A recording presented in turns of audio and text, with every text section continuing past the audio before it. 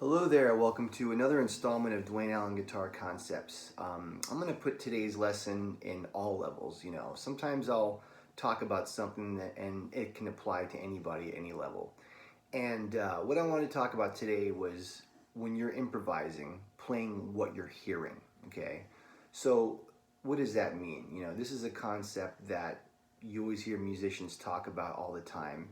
And it's one of those things that when I was coming up and learning how to play, and I would talk to more advanced, more experienced musicians, and then I would take lessons with even some of my heroes or go to workshops, I would often hear them talk about, you got to play what you hear, you got to play what you hear. And I would always kind of be like, yeah, okay, yeah, I get it, whatever. But I didn't really realize, what did that mean, play what you hear, right? And then as I started to get more advanced and more experience, I started to realize, oh yeah, okay, there's a difference between someone just playing fast notes that their fingers, or whatever, just crap like that, as opposed to somebody playing all the notes and the melodies that they're hearing in their mind and in their heart at the same time. You know what I mean? It's kind of like when you hear a Miles Davis or a John Coltrane or anybody like that, or Jimi Hendrix or whoever, they're really playing lines and melodies and notes that they're really hearing inside their head, and they're more singing through their instrument, right? And I'll never forget years ago when I was looking around YouTube and I was looking at just jazz guitar lessons, and I found this one lesson that was filmed like in the 50s by the great jazz guitar player Barney Kessel. And it must have been, I don't know who they even made it for, because there was no videos back then that you would buy, or you would download or stream. This was like a movie, and so I don't know how anyone would have even watched this thing. But anyway, somebody had Barney Kessel do a jazz guitar lesson video, and most of us, myself included, we always talk about theory and, you play this scale over this chord and here's some technique, and that's what most of us would do, right? Barney Kessel started right off talking about how you have to sing while you play, and that way you can hear everything that you're playing. So he just started going, okay, what you do is you sing a note, la, oh, la, I can't sing anymore, la, right? And he goes, you just make up little melodies and you sing them, da, da, da, da, da, da, da, da, da, that kind of a thing. And he talked about how important it was for you to sing while you play, because that way you're hearing everything that you're playing. And I had been taught years ago to sing while I play, and it just reinforced it even more, where I was like, yeah, he's right. You got to learn how to sing what you play and hear everything that you're playing.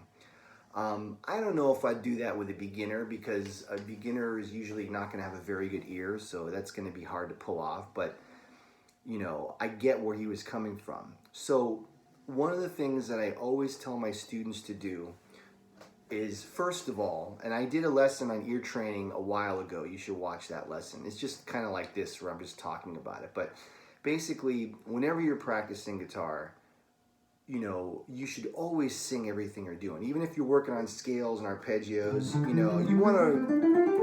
everybody wants to burn their scales and arpeggios to build up their technique, right? But you gotta sing those scales and arpeggios so that you hear the sound of them in your head.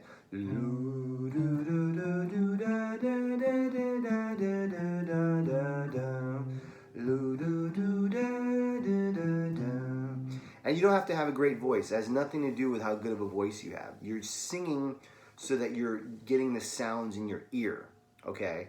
So getting back to this improvising thing, so I learned years ago, and I teach my students this, is when you're improvising, you should sing what you're playing at the same time. This way, you're connecting what you're hearing in your head to your guitar. And it does a lot of different things, but the most important thing is you're just playing what you're hearing. You're not just playing random notes. So if I'm playing over a C major 7 or whatever,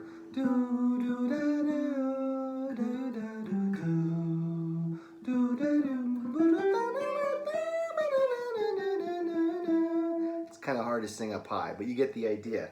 I heard those notes as I was playing them, okay? And this is something that is kind of, it gives you a much more spiritual connection to the music. I remember many times when I'm working with a student on improvising and they're applying scales or arpeggios to a certain chord or progression, they'll often tell me like, yeah, you know, I'm playing the scales and the arpeggios, but it really feels like an exercise, which it kind of is. And I tell them, I go, yeah, you're not feeling a spiritual connection in any way to the music because you're just running your fingers over a chord. And it's like, I get that because it's not that deep really.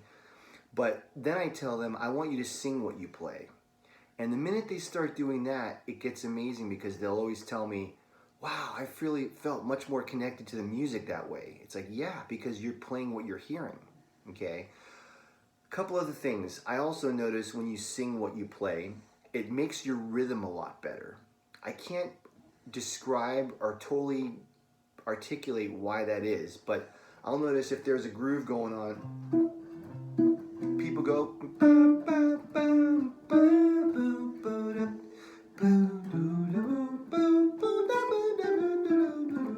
right? Nice groove going. And if they weren't singing, they might be going, right? The rhythm is just choppy and off and not good. For some reason, when you sing while you play, it just improves your rhythm because maybe it's harder to sing out of time because singing is so physical. I don't know. That's something that's worth looking into. But I just noticed that with my students is that when they sing while they're playing, their rhythm and their groove improves immeasurably, like right off the bat. The other thing is that sometimes you always hear people talk about, you know, you got to leave space when you're playing. You got to leave, you know, leave rest, leave space. It kind of lets the music breathe more, right? That's true, it does.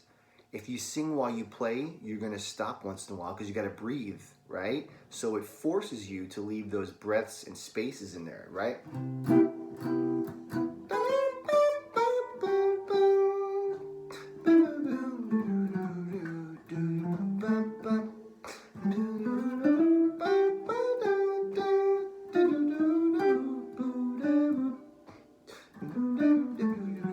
You see, I'm like taking little breaks, I'm breathing, and that gives space. That breaks the phrases up and makes it more musical, okay?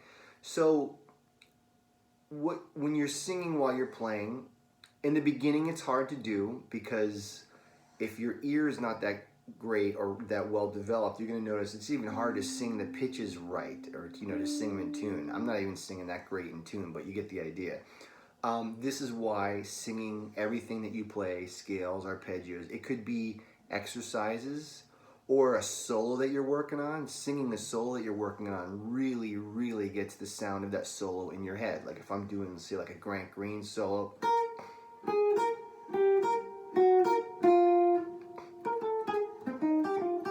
Something like that, you're better off singing it.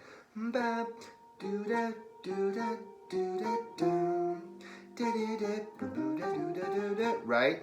That way you're singing these lines in your head and they're getting into your subconscious. And that's what you got to do to develop a great jazz vocabulary and great phrasing is singing the solos of the masters. It gets in your subconscious so that when you're improvising, it'll start coming out that way, okay?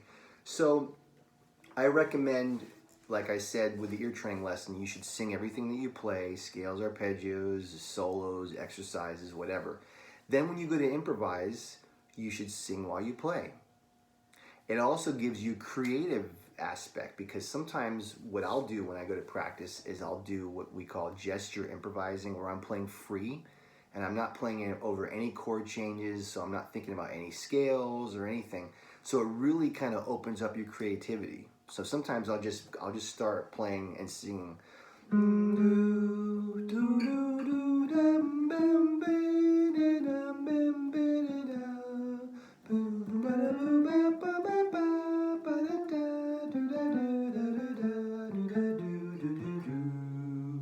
I'm just improvising, just free improvising. And it really opens up your creativity and you kind of get your ear and your hands in alignment with each other. You want to get it to where you hear what you play at the same time and it's all hooked up. Now, most great jazz musicians that I've met, they kind of do this to some degree. Most of them, you can't really hear them because their voices aren't that great, so you don't hear them on stage, you don't hear them in the studio, but they're doing that, okay? Someone like a George Benson is world famous for scatting while he sings, right? He'll be going, I can't sing, but George Benson has an incredible voice. So when he does it, he sounds amazing at it because his voice is great and he plays these amazing lines, and he made it, that's like part of his style. Someone like a Kurt Rosenwinkel does the same kind of thing. He doesn't have as good of a voice as George Benson, but he makes his voice in tune with his notes, and it kind of has this really ethereal quality to it. It's pretty amazing. But those are a couple examples of people who you can hear they're singing while they play. When I sing and play, hopefully people can't hear my voice, but it really does make you, it cuts down what I call on the bullshit factor. You know, when people just play a bunch of garbage lines and they play fast and they're not really meaning to play those things, they're just running their fingers. You know, you can hear when people do that because it's not as intentional. The notes and the lines are not intentional, they're just rambling. And it's obvious when people play like that.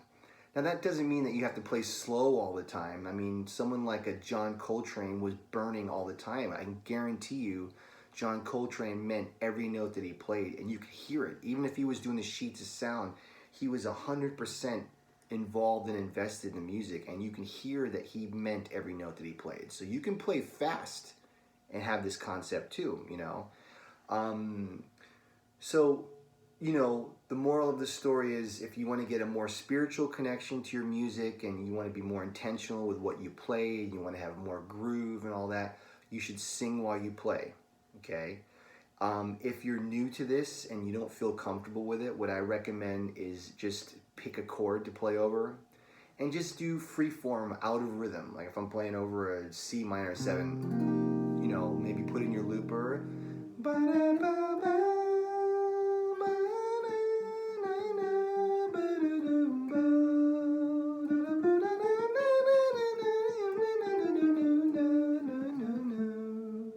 And just do that, just to get used to the idea of doing that.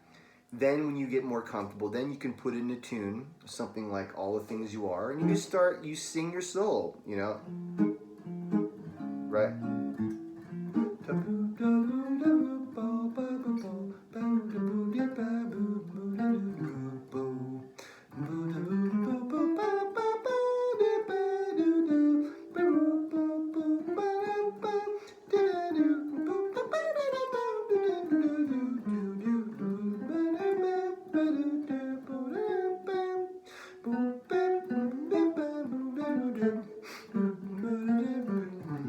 See, I'm taking little breaths. That's good. That makes you break your lines up. Makes you, but you know, whatever I was just playing there, the voice probably didn't sound that great, but if you're on stage, you're not going to hear that. You're going to hear what I played on the guitar.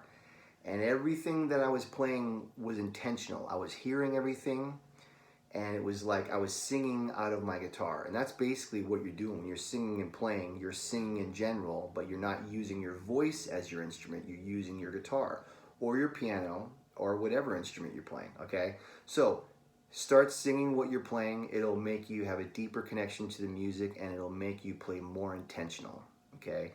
Hope you enjoyed this lesson. If you like the lesson, please hit the subscribe button, hit the like button. If you're interested in private lessons with me, hit me up. I'd love to work with you.